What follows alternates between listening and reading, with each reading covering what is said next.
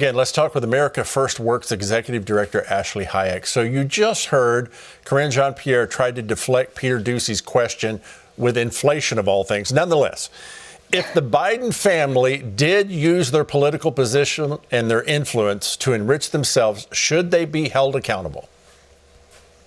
Absolutely. First of all, I love that she deflects to inflation when Joe Biden campaigned on unity, and that's the furthest that we have seen from this administration is unity.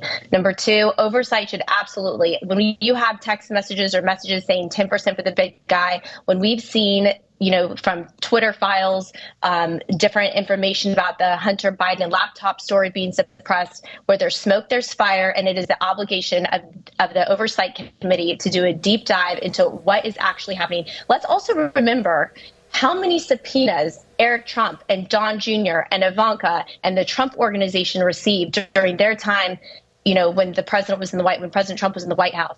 They are not exempt. The Biden family is not exempt from the American people knowing how they have benefited from their proximity to power. That's a great point. Unity was what it was all about. I remember that now. Thanks for reminding me. Elon Musk says that it's time for files on Dr. Anthony Fauci from Twitter. What do you think we'll learn about COVID and government suppression of the medical debate on his actions? Well, we've already heard and seen that there were doctors that were kicked off of Twitter, suspended from Twitter for putting out their medical opinion.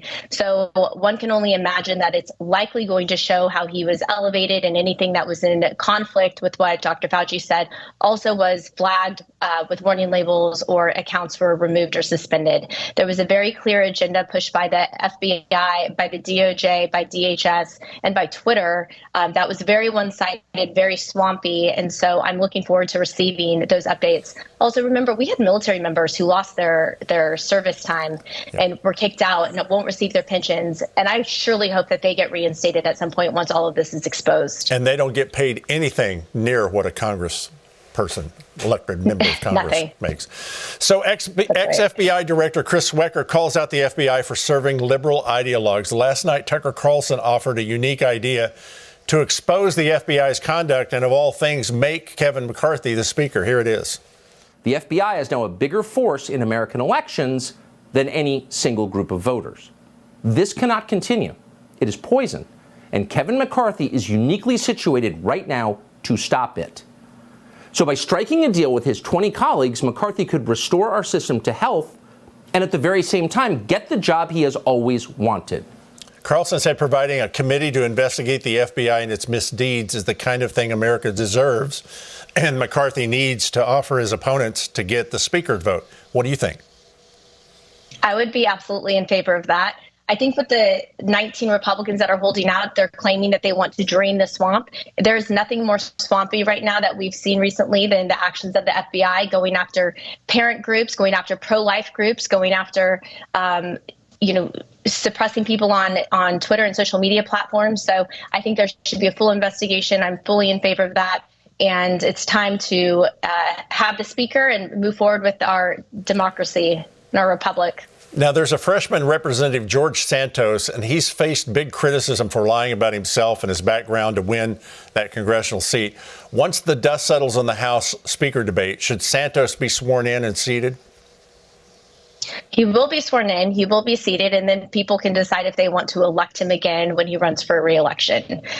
We've seen even from this president that he has lied repeatedly, and he's still the president of the United States. It doesn't work that he's just unseated. The American people, the people of his district made a choice, and so then they can decide whether or not they want to keep him there or remove him in the future. So Santos could end up being the president someday, if we follow that trend. He really could. He really could. All right, Harmeet Dillon's challenge to be the National Republican or the Republican National Committee, is that a good thing for the party? Harmeet is an incredibly brilliant, smart, hardworking woman. She was very involved in different coalitions. She's been a fighter for the American people. I think this conversation is healthy. The chairwoman is getting the opportunity now to defend her record and show what her plans are. And so anytime that there's some sort of competition, I think it's good for all of us. And as Republicans, we believe in self-governance. So this is good. I like what I'm seeing with that and with the speaker thing, because it proves that the Republicans are not groupthink, and they will hash it out. AmericaFirstWorks.com is the website. You need to check it out. Ashley Hayek, thank you for being with us today.